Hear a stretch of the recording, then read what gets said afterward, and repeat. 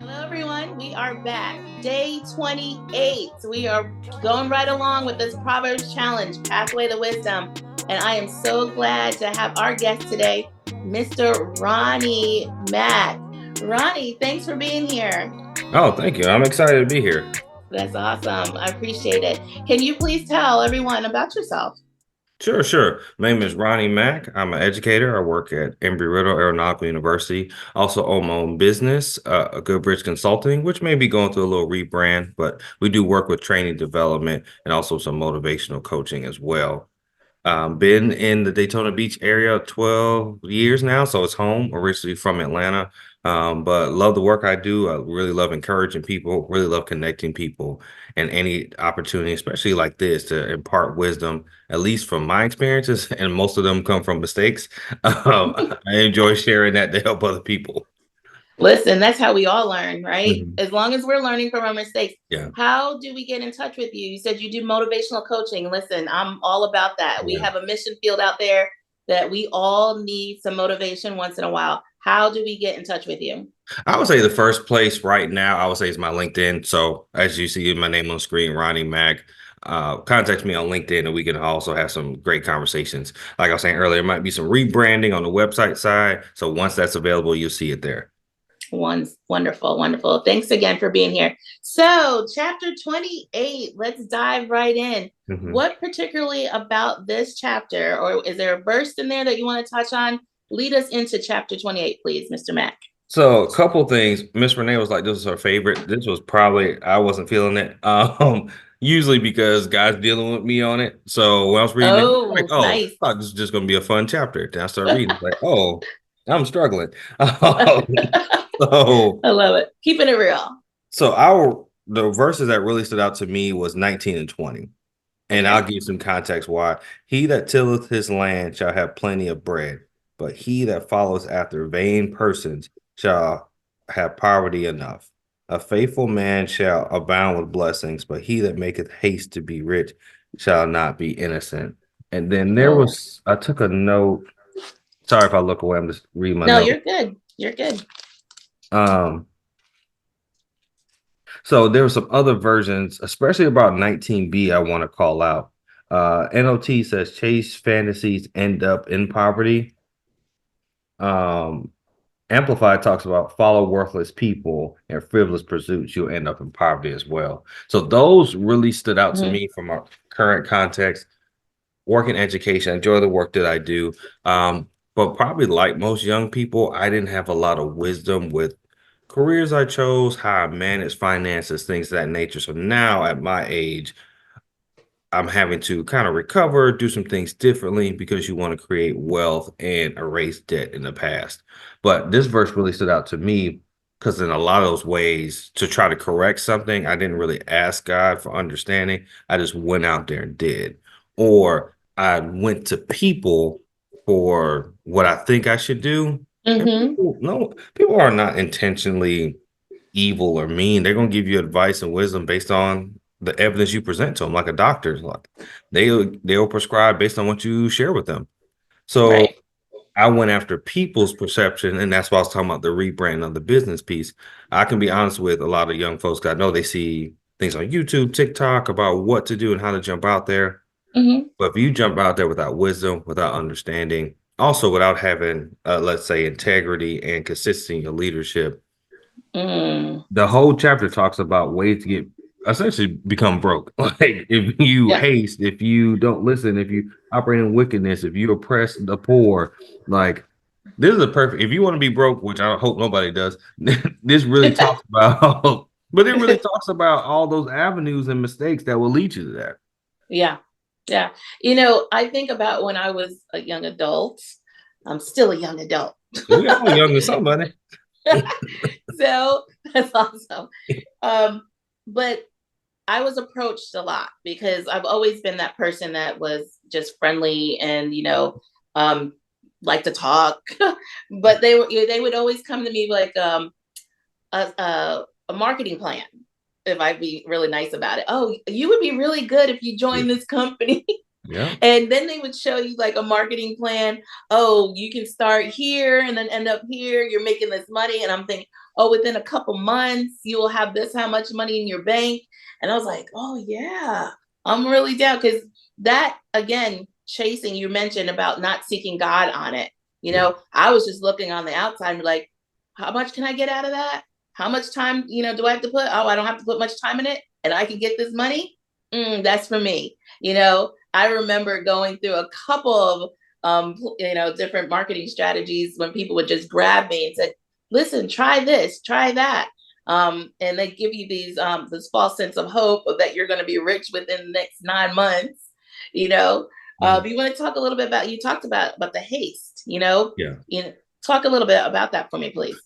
A couple things I'll say too that I've had to learn from starting some of my experience as a young person, especially as a student leader on campus to even adult. There's a lot of things, if you don't handle it now, it'll just become more prominent in adulthood.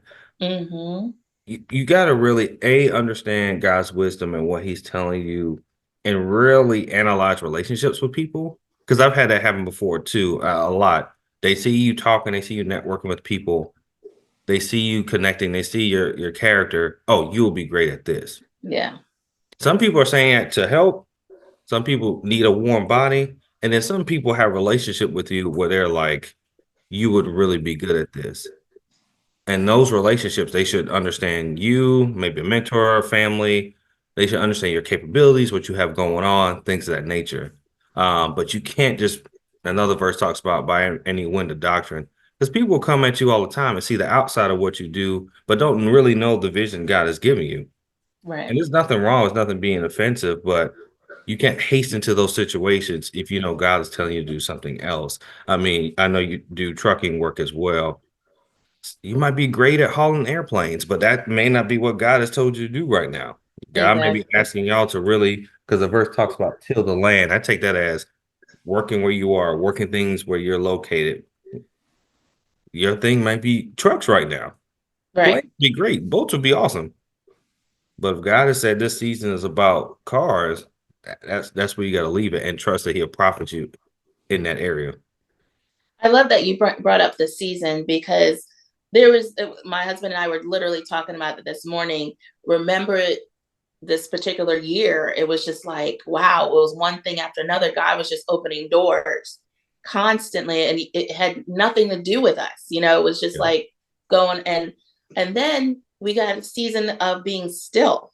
Mm. We were seeing other people, rising up, and I was like, okay, but what happened to me? Like, what happened? Is something, am I losing my touch? But again, God was promoting me at the right time, at the Yeah. right place. And then this season of still, I can't take it for granted because now He's Yeah. preparing me for the next season when now I'm going to be ready. Because people don't realize you got to be happy for the ones that are going getting those accolades and getting promoted and doing their thing and they're shining, because you mentioned about tilling the land, but I call it bloom where you're planted, Yeah. just starting to bloom, and you're just like they're just going at it, and you see them everywhere, every place, but you got to make sure that you're doing this Yeah. and rooting them on, because your time's going to come again. Yeah. You just got to be ready. Hmm. You have to be ready, and that's timing is everything. Timing is everything. It has to be God's time. You don't want it too soon. Don't want to miss it. Yeah. But it's got to be. But while you're waiting, in the middle of that waiting, what are you doing to prepare? And I'm leading into the fact that you are a leader, because this chapter talks about leadership. Leadership is influence. Please tell us and the young people, about leadership, because that's so very important. If you're placed in a position where you can influence others, if Yeah. you are in that position where you're being groomed to be a leader, I mean, I'm sure you've seen it so many different ways. Can you just touch on what you think about with leadership? So, from the context of the chapter and what I got out of it, and some of my own experience, what I've seen from leaders, the words of integrity or integral leadership come up, because it's all through the chapter when it talks Mm-hmm. about what does life look like for those under the wicked versus who's under the righteous. Right. Most people will complain and be sore and be impoverished under the wicked versus the righteous. And integral leadership. it's also in the small ways, and that's what God has had to work with me on. How are you completing assignments in the small spaces? How are you coming on time? How you might be being honest with your team? How you might be honest with what you don't know? I think a lot of times, I would guess as a young person, even now, there's this persona that you should know it all, especially Mhm. or leaders means they have every answer, they have every bit of piece of information. But I mean, you're a leader in your area, I'm a leader in mine. Most of us still get it wrong or make Mhm. mistakes or have coaches at our level continually teaching us. And being Right. honest with teams to say, hey, I don't know this, or I think we should go this way. It didn't work out. I'll take the heat for that. So what is that little pieces of character? How does that roll out in your life every day? I see it with a lot of students that we deal with on a day-to-day basis. They want to jump to titles, but if you don't have the work to go with the title, when people ask you about it to explain, it's like showing up the first day as a doctor and people ask you, can you do a surgery? And you don't know the first thing about the terminology or what instruments to use. I guess I use the stethoscope with everything to take their heart out. Like, I don't think you should use that. But That's so true. but that's the thing of integrity is not just not stealing money. Integrity is how you treat people, how you honest with them, how do you provide honest feedback. I've made mistakes of not giving people the most honest feedback, and they needed it because they can't change without it. No matter how they react, if you're doing it from a place of care, you have to share it. So those little character pieces will help as you develop as a leader. That's good. And that's something. Leadership is a privilege. I always Mhm, I wrote that down because it, like you, and I have the word integrity here. mhm. Integrity is so important. And if you have to be fair, the way you treat people, and the feedback is so important. I welcome feedback all the time. Even with this Proverbs challenge, I was like, I just really allowed God to lead me, but I said at the same time, I'm striving for excellence. So if there's something that I need to do to be better. I mean, I'm taking speech classes, I'm doing, Oh wow. whatever it is, it's like I'm constantly trying to invest in myself, right? And the doors will open, God will promote you, Mhm. and people are watching. I tell people all the time, every day is an interview. Every day is not just because you have a scheduled interview, but every day someone is watching you. And like you were mentioned about showing up on time, Yeah. that's huge. I'm working on that. Yeah. I and mean, God is that's helping us all. But I've seen it for folks in my office who I've wanted to advocate for and get more money for or put them in promotion. It wasn't even like they were smart, don't get me wrong. But it was the simple stuff of I could give them something, they would get done. yes. Or hey, they'll come to me as a director, like, did you think about this? Do you remember that this date is due? Oh, I almost forgot. It is simple stuff. They didn't create some 300-page guide for me. It was, we have our research event on Friday. Don't forget to call catering. Oh, thanks. Like these simple type of accountability, supportive, consistency things has me thinking, man, can I keep this person? Can I go beg HR for some more money?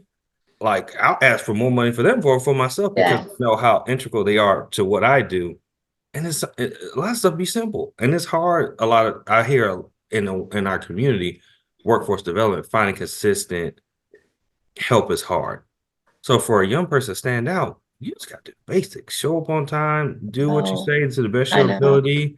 If you miss it, admit it, and try your best to help, and you will rise above people faster than you think. I so agree with you on that. It is the little things, but I'm just, as you're saying that, I'm thinking I will take somebody in a heartbeat if I know that they're consistent and that I can count on them to be there. Yeah, Even if it's just helping me pack something up, or like you said, give a suggestion, or even say, "Girl, you don't need to be wearing that." yeah, yeah. But they're consistent things. And I mean, I just need consistency. I need someone that I can depend on. And then again, we'll then flip it around and add value. You're adding value to yourself. Hmm. Because I said everyone, and like you said, we have a company, but I said everyone has value, but you got to be able to put that forth. You got to be able to show it. What is it that, and I keep telling people, don't make it complicated. Just do you. Just do what you're naturally good at.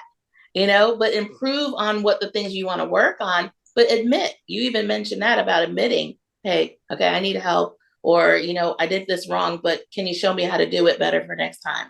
Those things go a long way. Those things go a long way.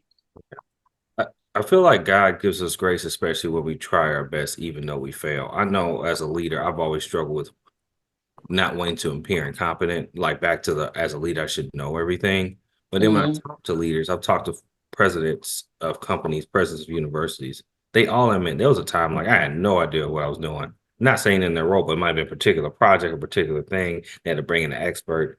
So a lot of time our fear will hold us back to who we truly are or need to be. And that's something we have to wrestle and contend with on a daily basis. Yeah. And then you'll be able to look back, and just think, say, I'll never forget when I first walked into a classroom to teach and some kids were acting out. And I said, can you please go to the office? And they were like, what office? The guidance office, the SRC office? So I said, front office. I was like, I don't care what office, Just just find go. one. I had no clue what all the protocol. And I look back, and then I had some former students are like, remember when you first came to teaching, you didn't have a clue what you're doing? I was like, yeah. And I was like, that's amazing that, people will see the growth in you too. Hmm. They'll see how you've been able to flourish. But a closing word on this chapter, Mr. Mack, what do you have for us? Closing word. The I like verse 5 and the second part, but they that seek the Lord understand all things. So for us who there may be knowledge gaps, there may be areas in our life that we don't truly understand or have all the pieces. Even with business, a lot of fumbling we could miss out on if we just ask God for understanding and go at God's pace. I would say the mistakes. I'm proud of where I am. There's a lot of adjustments I need to make. There'll be some rebranding in the season because it will now be all right. God, I done messed this up. What do you? What you say again? um, my bad. Recall back what you were telling me a couple months ago. But sometimes you have to do that, not just with God, but with people. Whether Yeah, that's in your for sure. relationships where you miss it with your parents, if you miss it with your kids, if you miss it with the person that you're dating, can you have the integrity and the grace enough to say, I missed this, I'm sorry, to truly be sorry, truly make amends, and go to that person. Um, a lot of times we can just get caught up in who we are and our pride and our haughtiness a lot of times. But a true leader can admit when they're wrong. That's good. And you had such great wisdom there in all of this chapter 28. I appreciate it. I thank God for you. About leadership, we can see again, LinkedIn, Ronnie Mack, if you want to reach out to him, helping you to become the leader. Yes, some of you young people out there are called for leadership. Yeah. And then, to be honest, I think we all are leaders in whatever circle you are in. You are a leader, so you have influence. So reach out to Mr. Mack if you need some help. He will definitely motivate you because he is a motivational coach. Yeah. And again, thank you for being with us today. All right, y'all take care. We'll see you tomorrow, chapter 29. That was so awesome. That was chapter 28 with special guest Ronnie Mack. Something that I kept hearing during this segment in my own spirit was don't despise the day of small beginnings.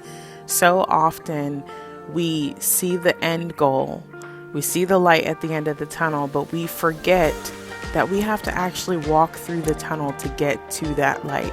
We have to walk the process out. We can't be in such a rush and be hasty, like they were saying, to get to the end goal, because there's a good chance that you're going to miss steps and you're going to miss things that we should have learned along the process, along the journey, to really help us operate in excellence at the end. So that just really encouraged me, because there's so many things that we want to do, especially young adults. There's so many goals that we want to achieve, but we often want to just jump to that goal. We don't want to actually walk it out. And that's what God wants us to do. He wants us to walk it out with Him and be patient and remain humble and keep the integrity. So good. I hope you all enjoyed that, and we'll see you tomorrow for chapter 29.